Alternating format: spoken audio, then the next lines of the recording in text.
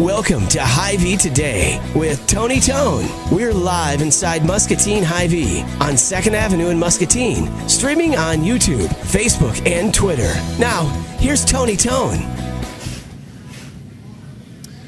Hey friends, welcome into the program. It's the Wednesday edition of Hy-Vee Today with Tony Tone. Kind of thought it was going to rain when my phone had like an alert that said it was going to rain, and then my coworker Steve Graham came in and he was soaked. So that was my did it rain gauge. That's how I could decide when Steve came in, and he was a little wet, everybody, from that rain. So another bonus car wash, which is the good news, and hopefully that rain will pull some of the humidity out, because even this morning when it was like 70 something, we still had 92% humidity. Just gross. The humidity. It's not the heat, and that's what everybody says, right? It's not the heat, it's the humidity, and it's so true. Just no fun. But what is fun, later on this afternoon, and as soon as it is open for business, I will let you know, and I'm personally planning on being the first customer.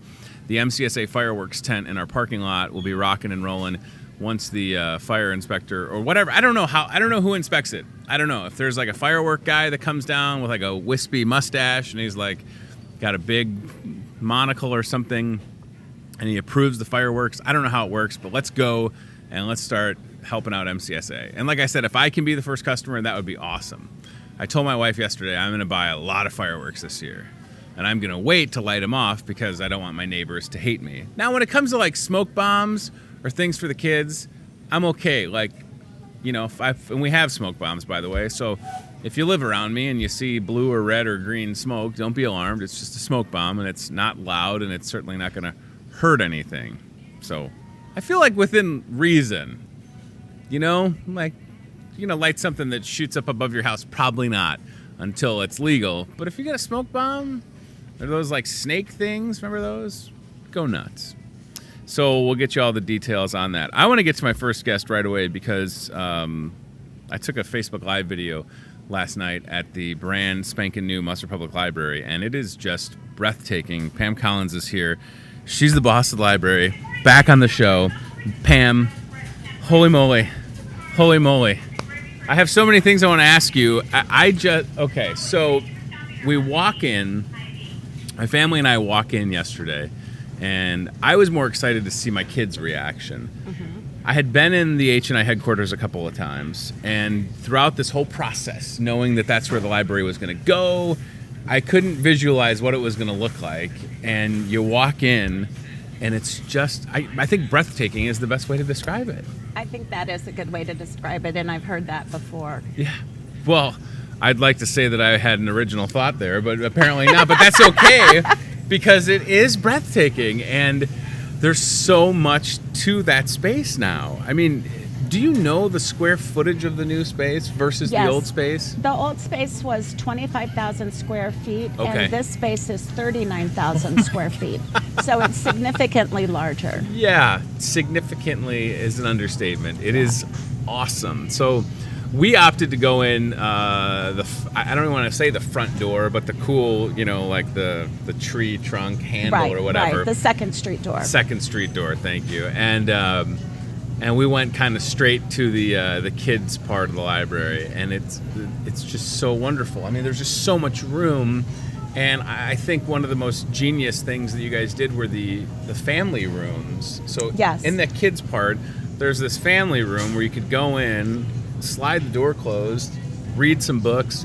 There's stuff for the kids to play with. Exactly. So, I mean, I know that there was a lot of thought that went into this, but I mean, details like that, especially for people with young kids like myself, it's just... Yeah, that was Betty Collins, our children's librarian. Sure. She really put a lot of thought into what parents like and Yeah. what we missed in our old library.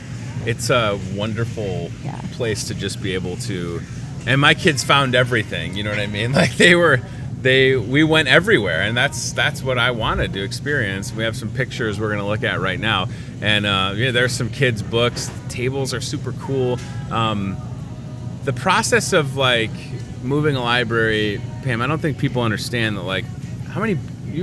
Like 100,000 books or more? I mean, No, we probably right now have about 60,000 items. 60,000 But items. we did have more that we needed to weed out, so they had to be moved as well. Okay, so you move all of that. Yes. And that process, because again, folks walk in, they see it the way it is, it looks incredible. But I'm curious about how long it took to move all the books and then get them situated in their new home.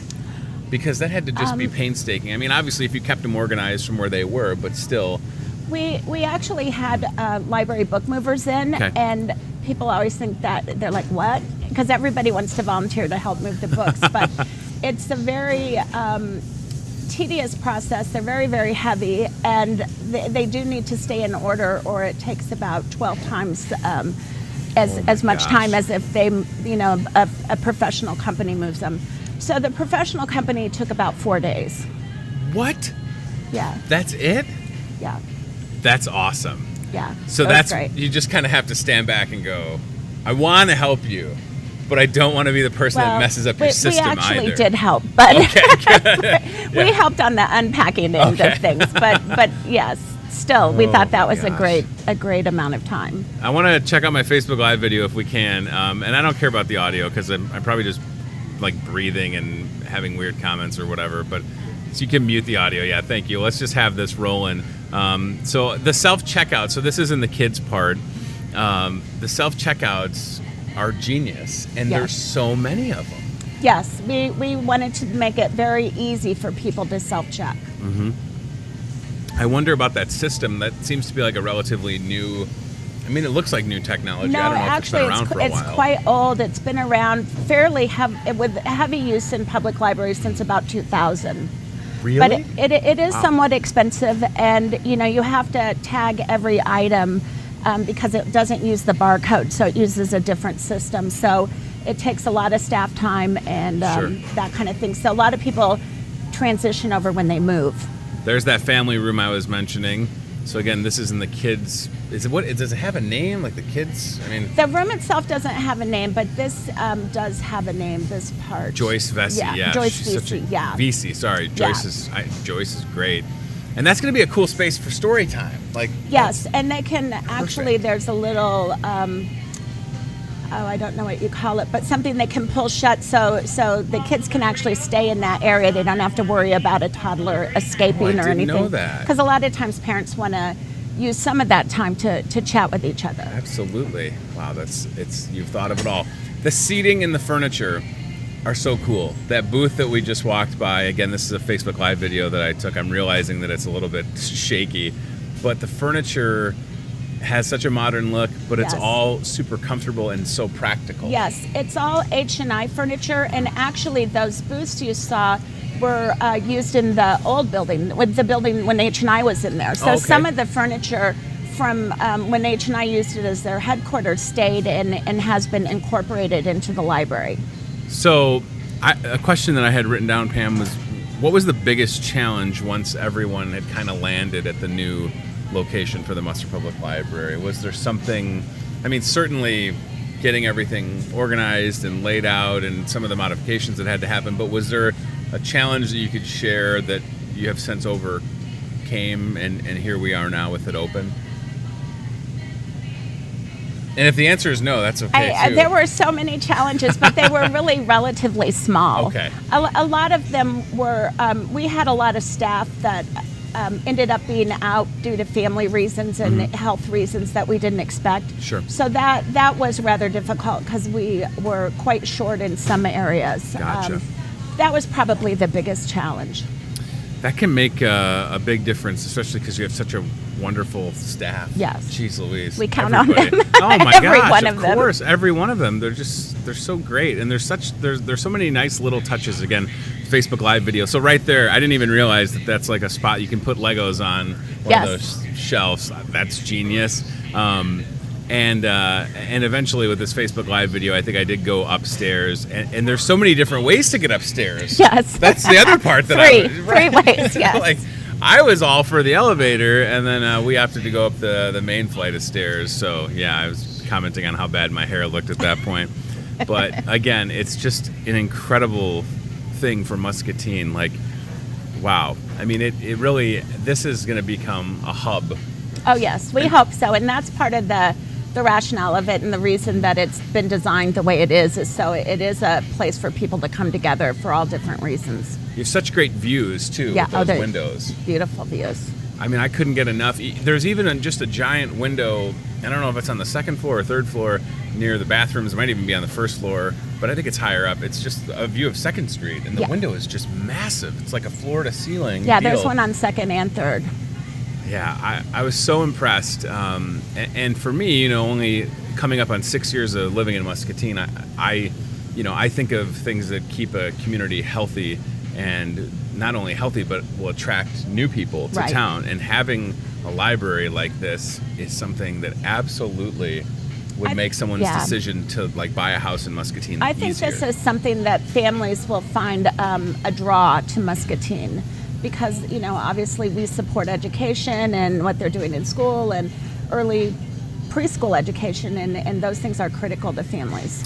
Diane Roby says, my grandkids and I visited the library. We loved it. Thank you, Muscatine, for all the cooperative efforts. Right. It's a good point. It definitely took a lot of people cooperating, collaborating. It did take a lot of people. Initially, I think I told you we had done a study. It took about a year to look at what it would take to build a new library. And the architects came back and told us it would take somewhere between 14 and 16 million. And that's when H&I and Gary Carlson came in and said, why don't we try this? And they donated the building, and then the Carver Foundation gave us most of the money we needed to reconstruct the building, to turn it into the library. And then, of course, we got great support from the CAT grant and all of that. So it did take a lot of people. That's coming up onto the 2nd floor, right?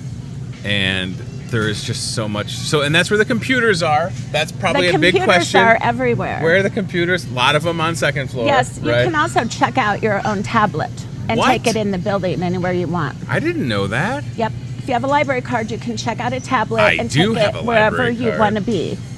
Oh my! In the building. You can't take it out of the building. Oh, I don't want to take it home. That might be an off-air topic, but look at these views again, and this is just the 2nd floor, and I can't get enough of, the layout. So you're seeing all this great seating conveniently next to these windows. Right. So you grab a book, you're chatting with friends, and of course all of these great H&I products. Yep. The powered tables. Yep. It's these little things, I'm telling you, folks. You might think I'm crazy, but these attentions to they details, make a huge difference. They really do. And those chairs were so fun. Yeah. I kind of want that for my house. And that's an H&I product? Yeah, I bet they'll sell it to you. Oh, I bet they would too, Pam.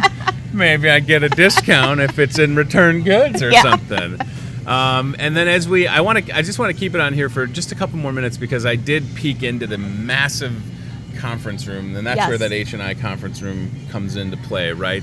Well, the conference room is all of the rooms and all of the spaces, really. It's more of a concept than just one room. So people are able to, and what you told me, and we'll go to the new website shortly, is that if folks need space, they can jump online and reserve a room. Yes. That's so convenient. Yes. So they can look at a calendar, reserve it for a certain amount of time, and that way they don't have to worry about picking up a phone or stopping in or whatever. Wow. And I'm sure that people have started doing that too. Yes, probably. they have. Yeah, good. Yeah. So there's a 3rd floor view. And I think at this point is when I came down and went into that massive conference room space. Let's see. Here's another room. This is such a cool room too. The lounge. Yeah, that's cool. That yes. I think that one was used last night. Where's your office, though? My office is on the second floor. Okay. Well, now I know where to find Yeah. you. That's what I was thinking. I'm like, they got all these cool spaces, but where is everybody at? We're kind of dispersed. All right, so right here, all right, so look at how the seating, like there's Isn't my it wife beautiful? and one of my kids. Lord knows where the 3-year-old is, but that's looking down. He's always running around somewhere, but there he is over there. But yeah, that's just the 3rd floor, and it's just such a great building. And again, if you haven't been to the new Munster Public Library, you're missing out. So here is this program room. Yep. Absolutely just impressive, the amount of space that you have. Yeah, it'll hold, I believe, 102 people without tables and about 75 with tables. Jeez Louise, this is so great. And we didn't even, in this video, I think I go to the basement, but in case anybody's getting motion sickness from this, maybe we'll cut away for a second. And I do want to, Ryan, I do want to go to the Munster Public Library's website because that's new. So it's munsterpubliclibrary.org, Pam, Yes. right? And it looks really good. And something that Ryan mentioned before the show and that I had seen driving around the new building was you did get a new logo, and it's fresh and it looks good and it fits, Yes. right? Yes. It fits. And we know a couple things. We know that change can be difficult for people, but it is a great thing when it comes to what's happened with the Munster Public Library. So let's zoom out a little bit and show off this good-looking website. Look at that. Woo, that looks sharp. Yeah, it's nice. That is so great. So, Ryan, let's do this. Let's click on reserve a room. Say I want to reserve a room. So we'll walk people through this. You got a group that wants to get together. There's some guidelines. Let's click on reserve a room now. Maybe we want to do an episode of the Hy-Vee Today show in one of the spaces. That's great. Look at that. So it even lists the different rooms available. Yes. Oh my gosh. That is fabulous. And then the amenities, because some of them have technology and some of them don't. And Awesome. I don't know if you could reserve one of those rooms to just take a nap.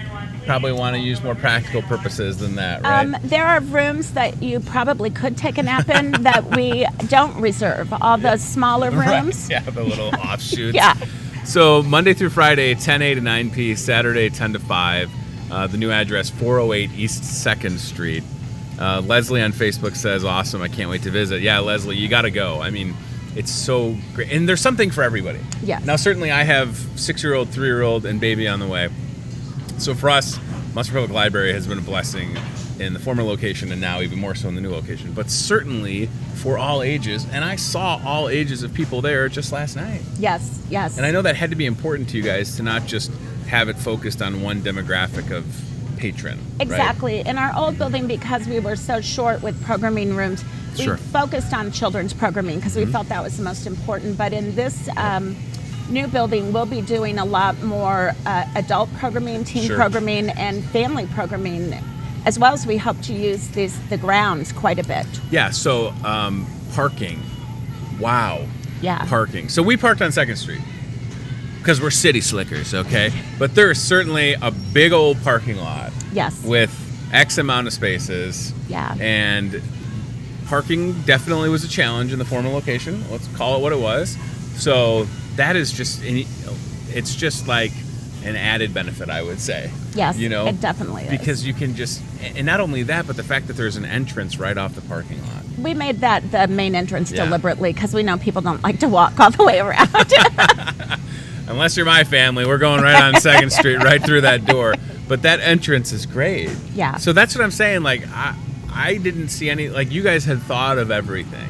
And that was just that visit Well, last it night. wasn't us. Well, we had a lot of help. Just you take know? the credit, Pam. Come on. Look at that. So that's that entrance that we're referring Yes. to.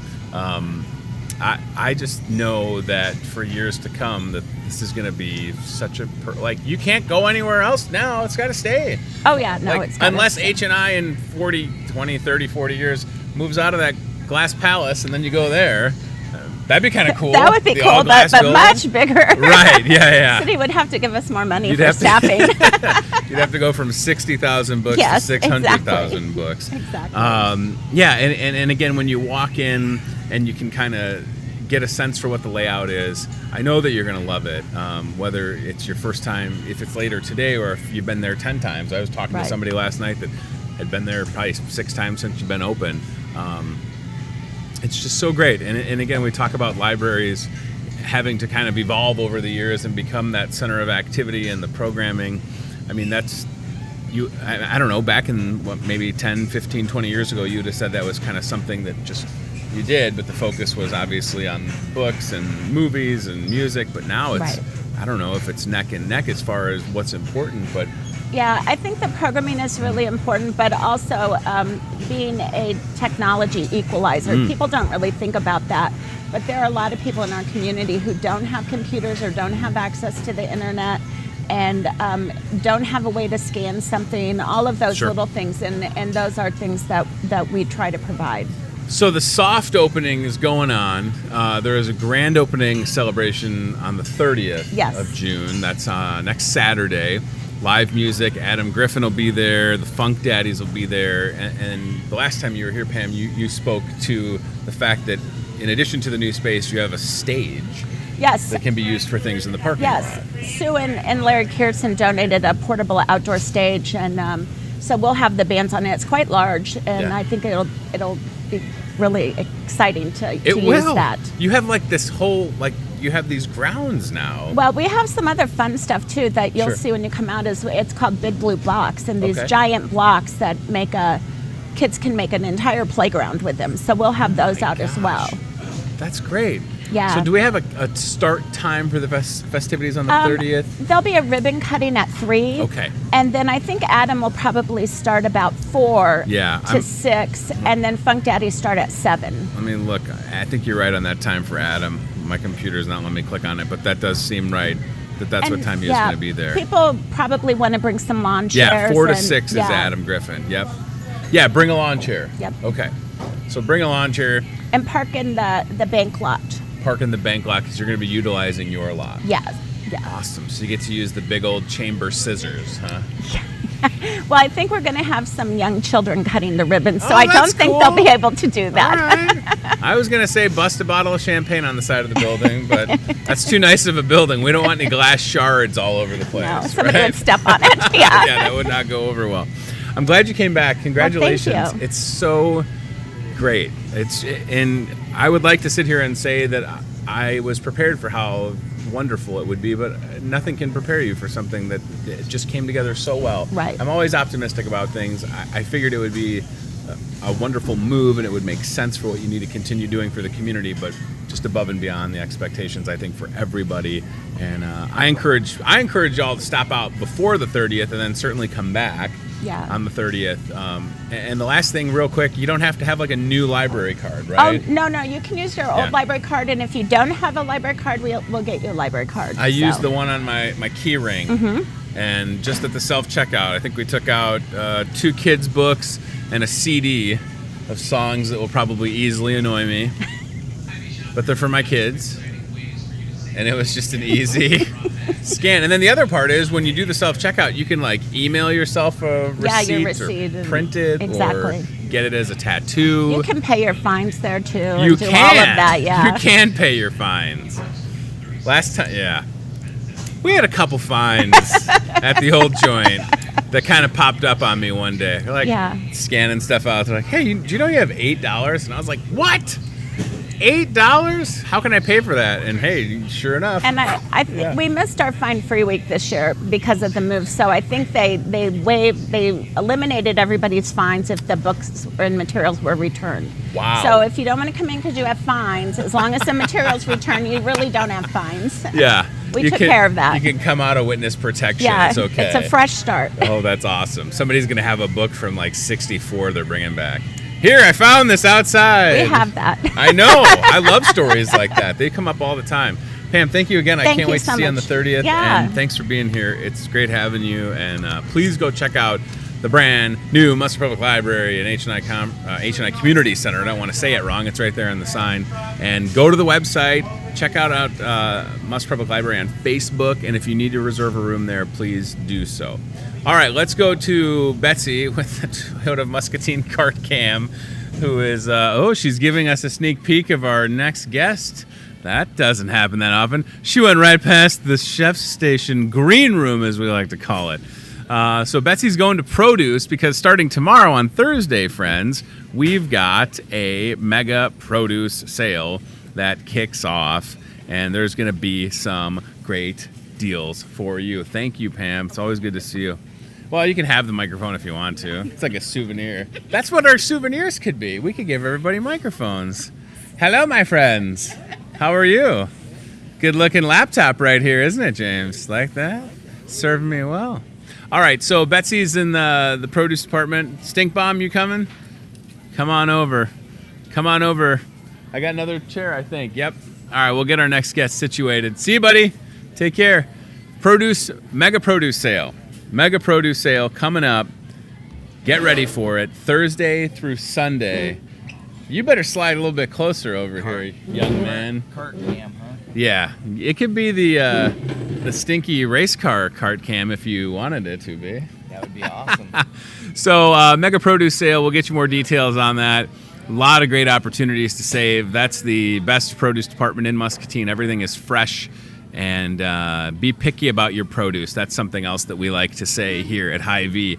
Be picky about your produce, what you're bringing home to your fam, and you can find everything that you need right here. Okay, next guests in the hot seat. First time, the man in the middle. Most of you are going to recognize probably, if not. This right here is Troy Stinky Philpott. And I forgot your name, dude. What's your name again? Joseph. Joseph. Hey, man. How are you? Tony. Good. I know we've met before, haven't we? Yeah. Yeah. All right. That's good stuff. Troy Philpott, been doing this show since February. Your first time. Yep. Little disappointed, but glad you're here. I'm glad I'm here too. So there's so many things that are going on in your world. I would, it would be hard to find someone, Stinky, that's having a better 2018 than you are, I think. Yeah, it's been pretty exciting so far.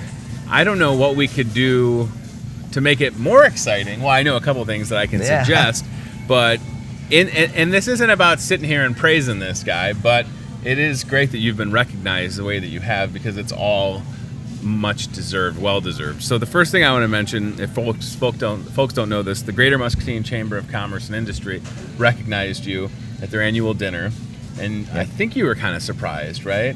Yeah, it was kind of a little bit of a shock. We got to see the inside of the new hotel and everything, and it was pretty overwhelming. I don't get overwhelmed very often, and that was quite a shock to the system. Sure.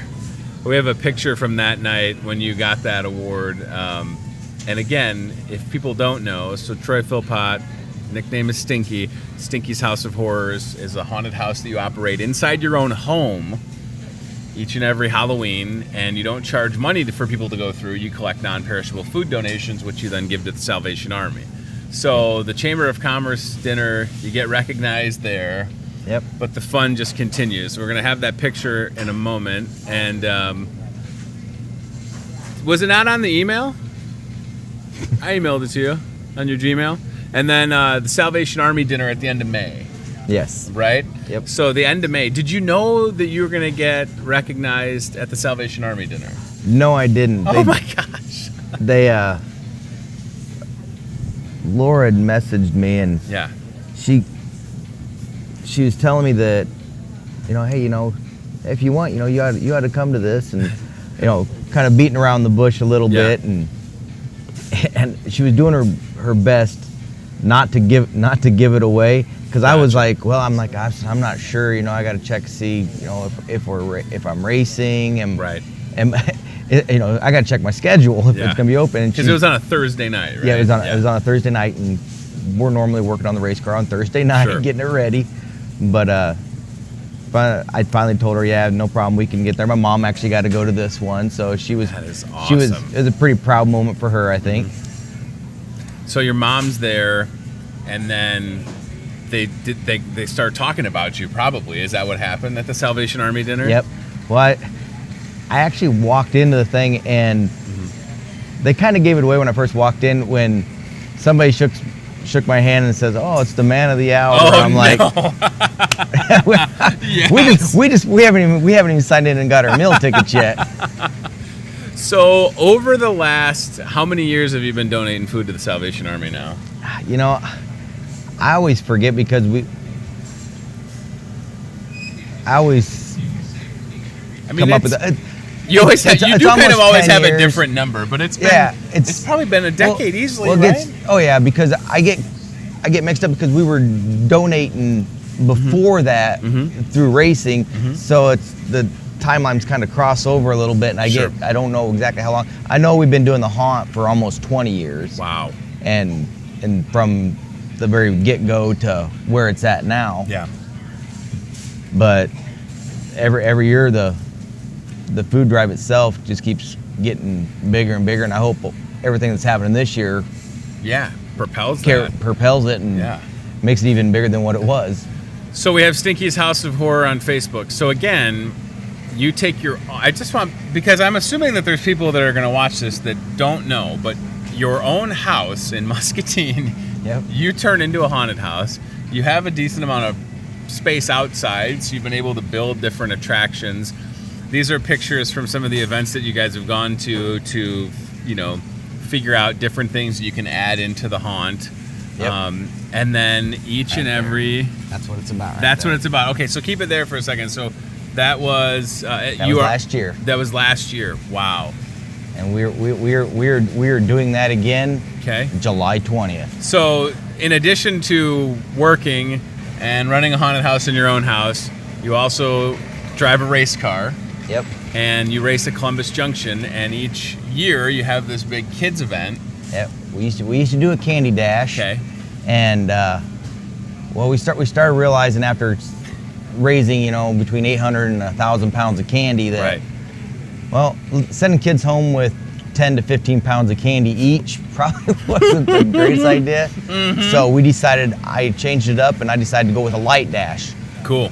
And as you can see, all the rave sticks, everything, we just scatter all these lights, thousands and thousands. I'm pushing over 10,000 different lights that we will scatter on the racetrack this year. Wow. From sound-activated bracelets, rave sticks, glow-in-the-dark bracelets, you name it, they're out on the racetrack. We've got some big beach balls this year. That's July 20th. July 20th at the Columbus Junction racetrack. Is it after the race? It's we actually take the intermission, and Larry Richardson actually moves it up so it's darker, and he'll shut the lights off for a few minutes just so the whole front stretch glows.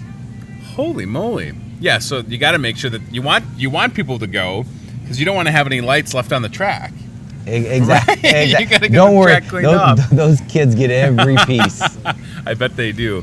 And as it says under your name on the screen, 4th of July Parade Grand Marshal. Yeah. So this is the year of Stinky, right? There was the Summer of George on Seinfeld. We're in the year of Stinky. Yeah. Chamber, Salvation Army, and now. So when did you find out about this? Last week sometime. When I finally listened to my voicemails. Jesus. I had like 4 missed calls, and oh my gosh. I didn't. So who told you? Who reached out? Was it somebody from the chamber?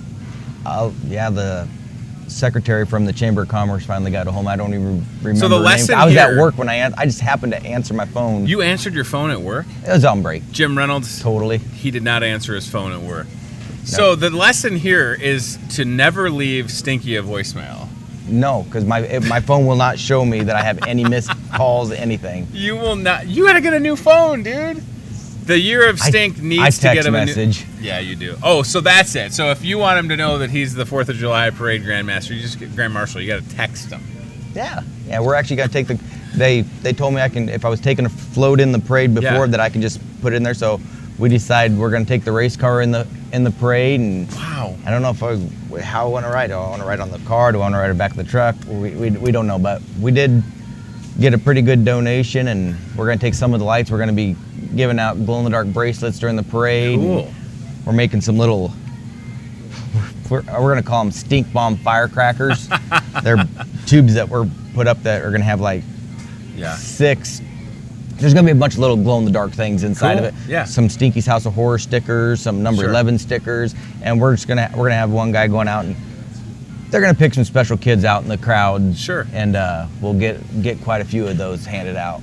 Some great pics from behind the wheel. And Joseph, probably one of the guys that's helped you with that race car, right? Joe's my crew chief. Yeah. All right, Joe. So how's the racing season going so far this year? Crazy good. We haven't won yet, so it's not good yet. But we got a flat tire with 3 laps left last week. Wow. And went back out and started 19th, and got in 3 laps, made our way up to 8th. So we passed 11 cars in 3 laps. So wow. We'll get one. Now, and correct me if I'm wrong, but is it every year you put a new engine in, or? No, we rebuild the car totally every year, but the engine is we used to rebuild it every year. Okay. But with the crate rule now, we just run it until it gets weak or blows. We're looking at these great pictures from Columbus Junction Speedway, or CJ Speedway, whatever you want to call it. How fast are you going, and what class are you racing? For people that don't know. I run a IMCA Sport Mod. Where it's like an open mod, but the suspension's a little simpler. And how fast you go when you're on the track? I have no idea. You don't have a speedometer in there? No. Joseph, we got to get a speedometer in the Stinkmobile. That's my cruise job. They should know this stuff. Way to put him on the spot. This is different. This is TV. People can see when you're putting people on the spot now. I know. I'm getting used to it. So there's some great shots. They have done. Let's talk about the Columbus Junction Speedway and the great work that they've done over the years. I mean, they keep reinvesting, don't they? Yeah, they do. Larry Richardson, since he's taken over, and the fair board down there, and all the crew, last couple years they have stepped it up extremely down there, and it gets better and better. They're averaging over 500 people in the stands weekly, and it keeps growing each week. Joseph, track conditions play a role in the racing. What do you like to see on that track? Do you want it to be dry? Does it need to be, like with this rain that we've had, and we hope that it obviously stops before Friday night, but what do you look for in a track condition? Black slick. Yeah. There you go. Well, I hope that you win soon. We like dry slick. We like taking the horsepower away from the guys with money. We're a budget race team, so. There's some guys down there with some big dough, huh? Yeah, there's a few of them, not huge, but there's a couple guys down there that definitely. It don't take a lot to get more money than we spend. Yeah. So, and I have to ask about this, of course, because we're looking at a great picture from when you've done the Soapbox Derby. Will you be doing the Soapbox Derby on the 4th of July? Yep, that car will be there. That was my first one I built. Okay. And then I'll have the one I completely rebuild it this year. And I'm building my nephew Tyler Hansen one for the thing. So I'll have 3 cars that I build in it this year. You have 3 Soapbox Derby cars? Yep. Hansen Motorsports is going to be piloting on the one that my nephew's going to be driving. I'll be driving the other one, and the Purdy's will be driving my very first one, which I got beat pretty bad by my own car last year. So we can't let that happen. How fun is that coming down the hill? I tell you, a lot of people are like, just Soapbox Derby. Well, when you start hitting 40 to 45 miles per hour, 3 inches from the ground, it's extremely exciting, and I want more and more people to be involved with this because. Now we're just trying to terrify people. That's the intensity on the track. That's also the intensity you'll see at the Soapbox Derby. That's winter weight pushing my cheeks out like that. Did you say winter weight? Yeah, that was like 3 years ago. A lot has changed since then. I remember that picture. Oh my gosh. So just think about the year that you've had, all the things that you've done and you're still going to do, because as we sit here, we're in, towards the end of June-ish, we're getting closer and closer to the end of June. 4th of July, doing the Soapbox Derby, then the Grand Marshal and the parade. Then you'll, not that you haven't been already planning for October and Stinky's House of Horrors, but you'll go straight into that, and then bring in more food to the Salvation Army. And that's what it's all about. And the question that I wrote down, and I know the answer, but what compelled you to want to give back and to give food to the Salvation Army? What was it that made you decide we need to do this? Oh, a lot of times when I freeze up because the answer is, why not? Mm-hmm. And I think a lot of it comes down to that I've seen the good it does. Sure. I've had friends that have needed it. Yeah. And that's about as far as it goes. It's pretty impressive. If you see the community all come together, and as everybody works all as one, our team come together and work all as one to do something that helps the less fortunate in Muscatine.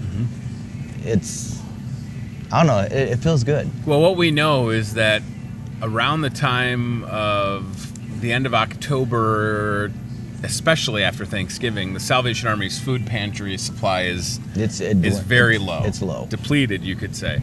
So for a guy like Troy Philpott, aka Stinky, to take his own house and turn it into a haunted house that, again, is open only on Halloween, that charges a non-perishable food item to go through, is great. And we need more stinky people in the world. We need more stinkies, quite frankly. People that are taking it upon themselves to make a difference.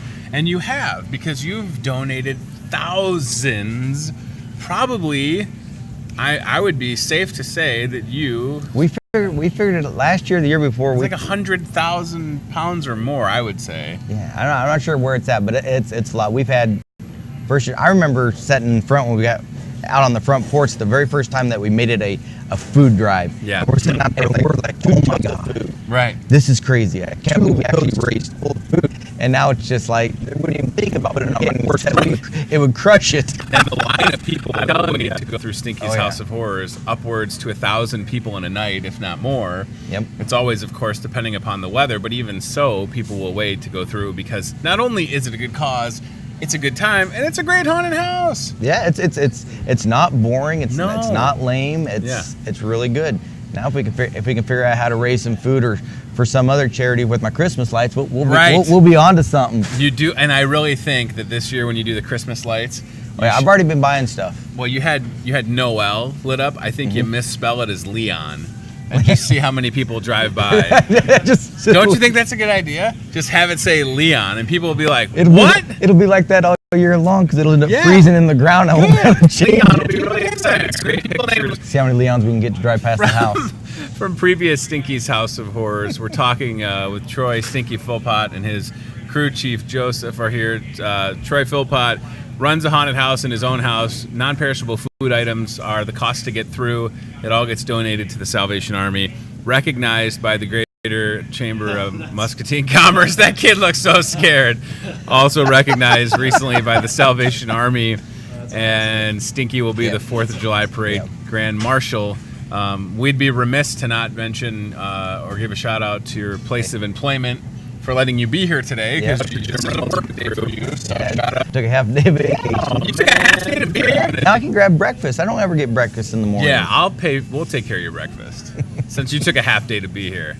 So I don't know how you have time for all this, pal. And I've known you for a while now, but it's impressive. And I know that it's awkward to be talked about and be recognized, and that's not why you do any of this. I know. It's like I used to like strive for it. Now it's just like, okay, this is a little overwhelming. It's almost too much. Well, but that's the reason that is really the reason that you're doing all Muscatine. They're not doing this to get parade. They're not, and I don't even think, quite frankly, you liked when I would have the Quad City. They were there for a long time last year. I wasn't trying to hide from them. As long as I felt really cool because they come up and a lot of my crew and everything got to be interviewed and get their little moment in the spotlight. Well, and that's what's I really enjoyed that. That's what's so important. Like, and there's pictures that I emailed Stinky's House of Horrors. And you got to hear it because it is. You're not the only person doing this. You have a ton of friends that come together. Yep. There's just an example from I believe that's 2016. Yep. And we have an upgraded one, but I'm not sure where it's at. Well, we're going to get a new one for 2018, and if people want to volunteer, I'm sure you would take volunteers for the haunted house. Reach out to Stinky's House of Horrors on Facebook if you have props. We put everybody on a list, and it's the first come first serve. If you're the next one on the list, you're in. It's super cool, and I love the logo. It looks so good. Yeah. Stinky's House of Horrors, frightening for food. Yeah, my sister did a pretty good job on to your that. time, or if you want to volunteer some racing tires, I'm sure you would find a good home for them. We could always. we could, at 120 bucks a pop, we can always use them babies. Well, it's good to see you, pal. I'm excited even more so for the Soapbox Derby because I think I know, it's going to be a good time. I recommend everybody come out. A lot of reasons to stay in Muscatine, and the Soapbox Derby on the 4th of July. And I'm going to be announcing the Soapbox Derby again, so I have the races. And they started at 1. You know that? Racing starts at 1 this year for the Soapbox Derby. No, I did not know that. Yeah, so they're trying to encourage more people to stay downtown. I was actually gonna mention something like that because it just made more sense. It does make sense. I guess somebody's thinking ahead. No. Somebody just read your mind. That could because again. Well,